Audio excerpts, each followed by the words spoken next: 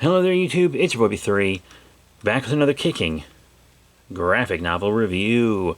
Yes, today we are doing another Grant Morrison book. Lucky me. It is Batman Gothic from Batman Legends of the Dark Knight. Now, you guys know that I'm a big fan of Morrison's Batman run, but this isn't actually part of that. This is separate. And the thing about this book is, I don't like it. Let me read you the back of the book real quick, okay? Evil casts no shadow. Mr. Whisper, the man without a shadow, was brutally murdered 20 years ago, and yet, somehow he has returned. And now the mysterious figure stalks Gotham City's most notorious crime lords, killing them off one by one. With the underworld of Gotham in chaos, the Dark Knight is drawn into conflict with Mr. Whisper, only to discover that the immortal killer has a terrifying connection to Bruce Wayne's youth. Because all villains have a personal connection to Bruce Wayne now.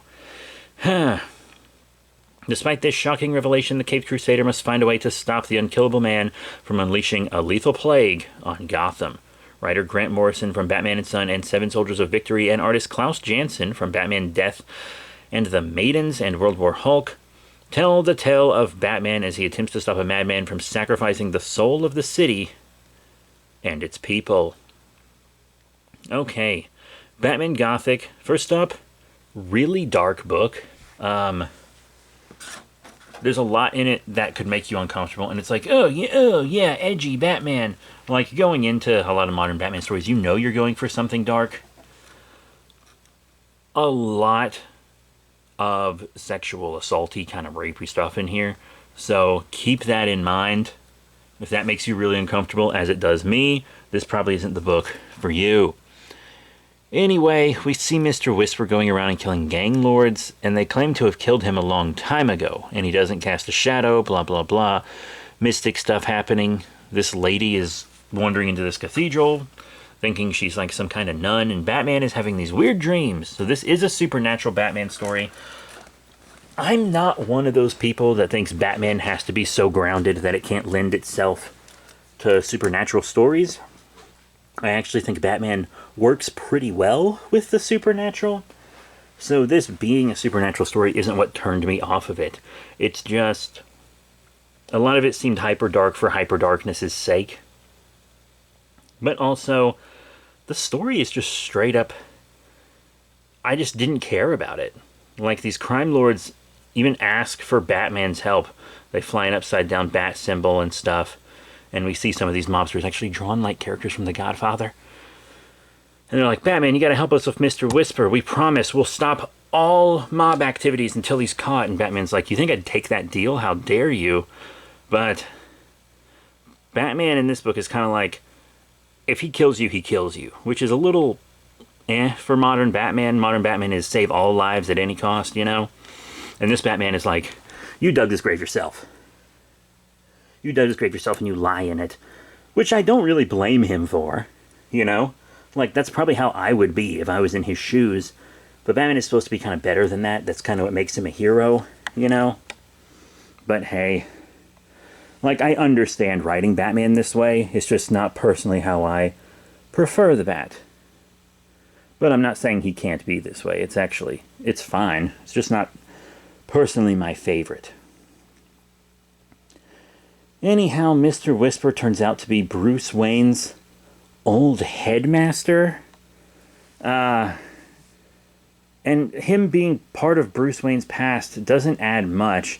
And it turns out Thomas Wayne got Bruce out of that school because, like, the guy was a child killer, but he was killing children just for, like, collecting souls for the devil, blah blah blah.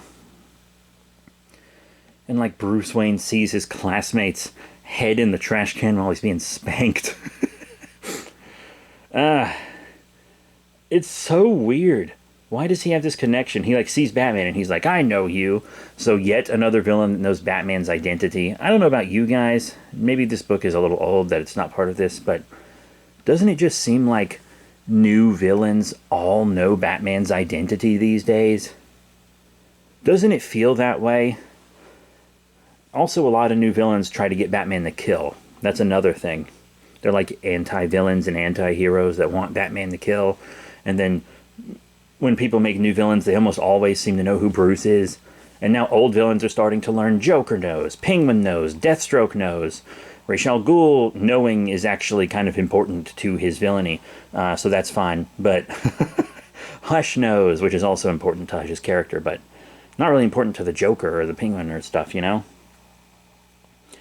Anyway, this child killer is like 300 years old because he used to be like the best of the best among these monks, and then he decided, hey, what if we all worshipped the devil instead of Jesus?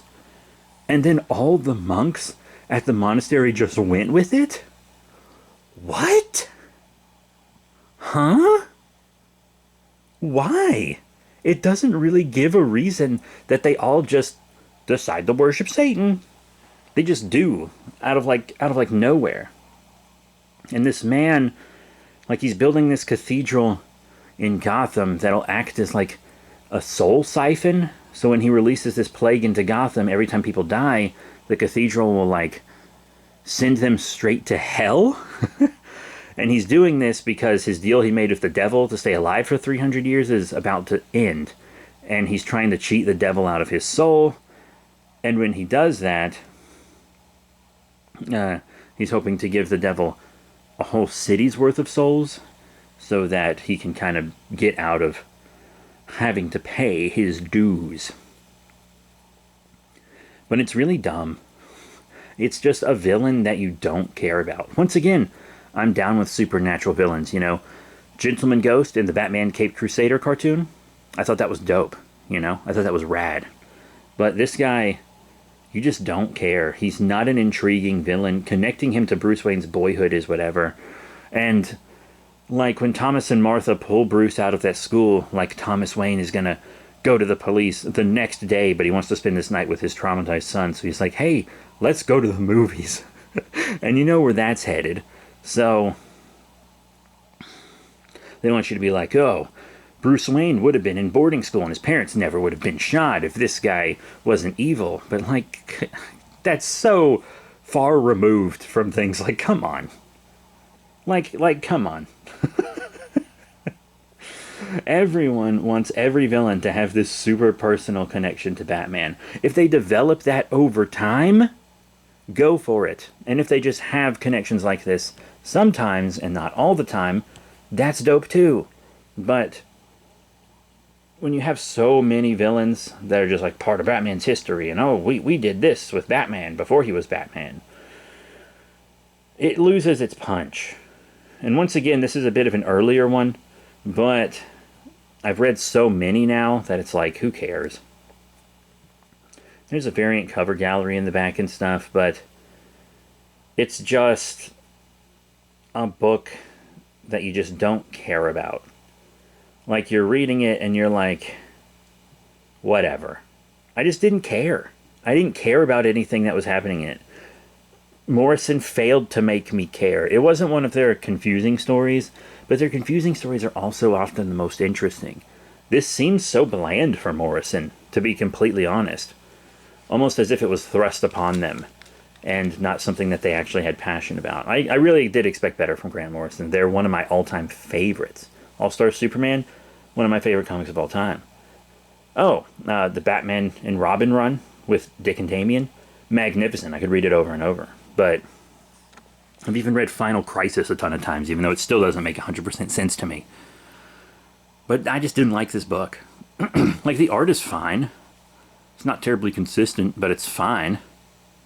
Just whatever.